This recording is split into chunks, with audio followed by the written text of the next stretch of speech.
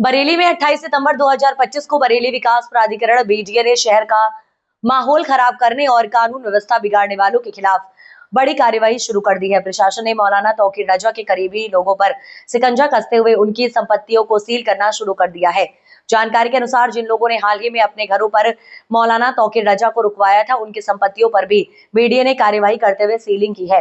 प्राधिकरण के अधिकारियों ने बताया कि सिर्फ एक दो नहीं बल्कि 50 से अधिक लोगों की अवैध संपत्तियां चिन्हित की जा चुकी हैं। इन अवैध निर्माण पर जल्द ही बुलडोजर चलाकर ध्वस्तीकरण किया जाएगा।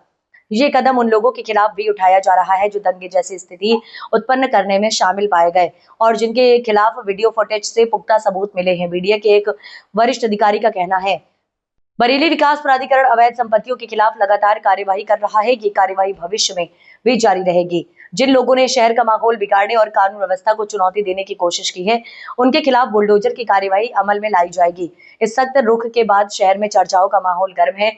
प्रशासन का मानना है कि ऐसी कार्यवाहियों से जहां अवैध निर्माण पर रोक लगेगी, वहीं दंगाइयों व उपद्रवियों को भी कड़ा संदेश आएगा कि कानून व्यवस्था से खिलवाड़ करने वालों को बख्शा नहीं जाएगा।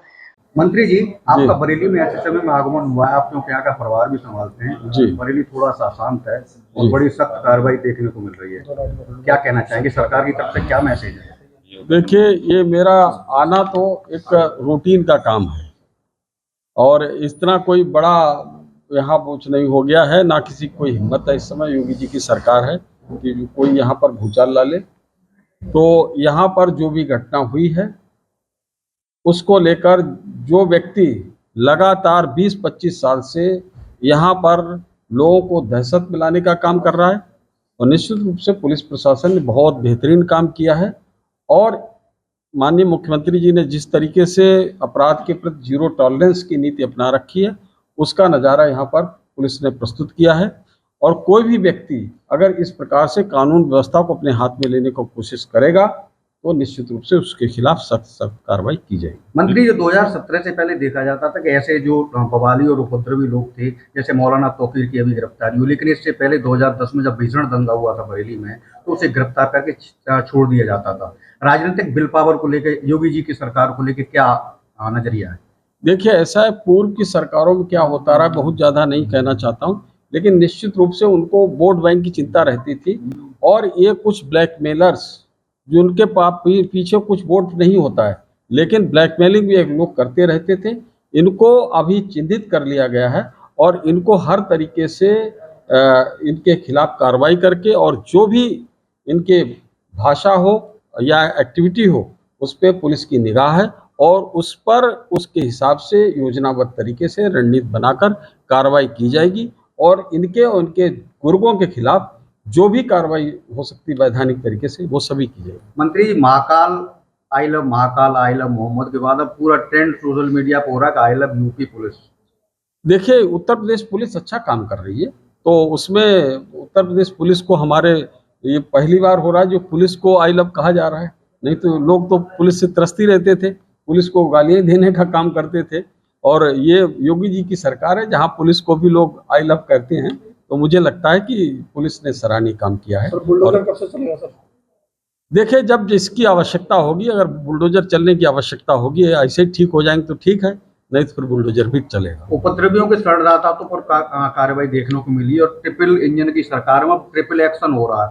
पुलिस अलग, प्रशासन अलग और प्राधिकरण भी मैदान में कूद पड़ा है। बुलडोजर का इंतजार है।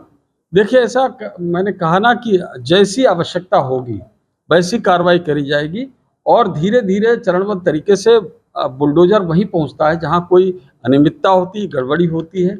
और जहां जहां अनियमितता गड़बड़ियां हुई होगी तो निश्चित रूप से बुलडोजर के द्वारा कार्रवाई करके उसको दुरुस्त किया जाएगा। उनके बिल्डिंग का नक्शा जिसने नहीं सही बनाया है, गड़बड़ अवैध कब्जा किए हैं, बहुत समाजवादी पार्टी के समय पर और बाकी सरकारों में ये लोगों ने अवैध कब्जे किए हुए थे।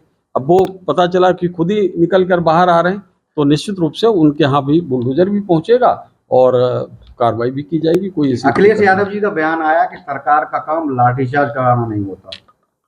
सरकार का काम क्या हो? उपद्रवियों की आरती उतारना। सरकार का काम होता है उपद्रवियों पे फूल वर्षा करना। तो सरकार जो उपद्रवी होगा, दहशत पैदा करेगा, जो निर्दोष नागरिकों पे पत्थर फेंकने का काम करेगा, तो हम उनके ऊपर फूल तो बरसा नहीं सकते। हम फूल तो उनके ऊपर बरसाएंगे जो शांति प्रिय ढंग से काम करने वाले लोग हैं। हम उनके ऊपर आरती उतारेंगे जो हमारे संत महात्मा हैं, अच्छी तरीके से काम करने वाले लोग हैं।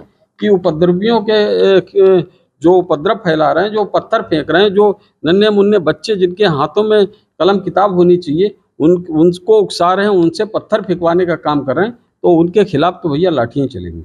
माननीय मुख्यमंत्री जी ने एक बार विधानसभा में कहा था माफिया को कुचल दिया जाएगा, मिट्टी में मिला दिया जाएगा। जी। इस बार उन्होंने कहा कि उपद्रवियों को ऐसा अस्त्र होगा कि उनकी पुश्तें याद रखेंगी। क्या कुछ होने जा रहा है?